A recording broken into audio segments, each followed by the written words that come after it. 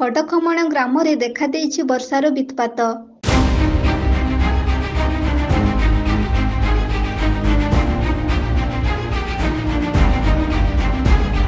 କେନ୍ଦୁଝର ଜିଲ୍ଲା ପାଟଣା ବ୍ଲକ ଅନ୍ତର୍ଗତ ଯମୁନାପଶି ଗ୍ରାମ ପଞ୍ଚାୟତ କଡ଼ଖମଣ ଗ୍ରାମରେ ଦେଖାଦେଇଛି କାଳବୈଶାଖୀର ପ୍ରଭାବ।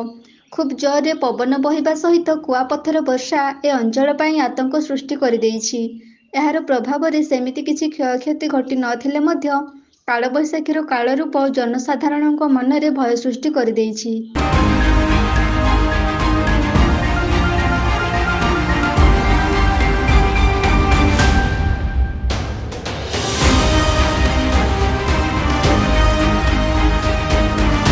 ଆକାଶ ମେଘାଚ୍ଛନ୍ନ ଦେଖାଦେଲା ମାନେ ଜନସାଧାରଣଙ୍କ ମନ ଭିତରେ ଛନକା ପଶିଯାଏ।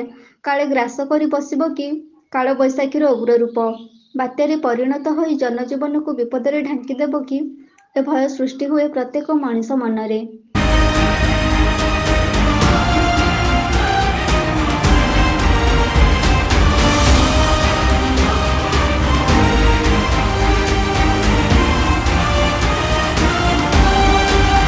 ଆକାଶରେ ବିଜୁଳି ଘଡ଼ଘଡ଼ିର ଶବ୍ଦ, ଚିକିମିକ୍ ବିଜୁଳି ସହିତ ଘଡ଼ଘଡ଼ିର ବିକଟାଳ ଶବ୍ଦ ସହିତ ସୁ ସୁ ପବନରେ ଅନ୍ଧକାର ଘୋଟି ଆସିଲା। ଚାହୁଁ ଚାହୁଁ ପ୍ରବଳ ବେଗରେ ପବନ ସାଙ୍ଗକୁ ବର୍ଷାର ଟାଣୁଆ ଛିଟା କ୍ଷଣିକ ମଧ୍ୟରେ ସମସ୍ତଙ୍କ ମନରେ ଆତଙ୍କର ଛାୟା ସୃଷ୍ଟି କରିଦେଲା। ପ୍ରବଳ ବର୍ଷା ସହିତ ପବନ ଗ୍ରାସ କରୁଥିବା ବେଳେ ପୁଣି କୁଆପଥର ଦାଉ ସାଧିଯିବ, ଜଗତ ମନରେ ଭୟର ବସା ବାନ୍ଧିଦେଲା।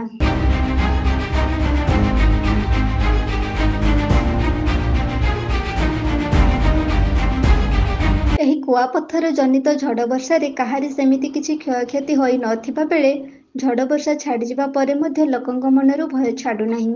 କାଳେ କେତେବେଳେ କେଉଁ ସମୟରେ ପୁଣି କାଳବୈଶାଖୀ ଉଗ୍ରରୂପ ଧରି ଏ ଅଞ୍ଚଳକୁ ଗ୍ରାସ କରିପାରେ ତାହା କେବଳ ପ୍ରକୃତି ହିଁ ଜାଣିଥାଏ।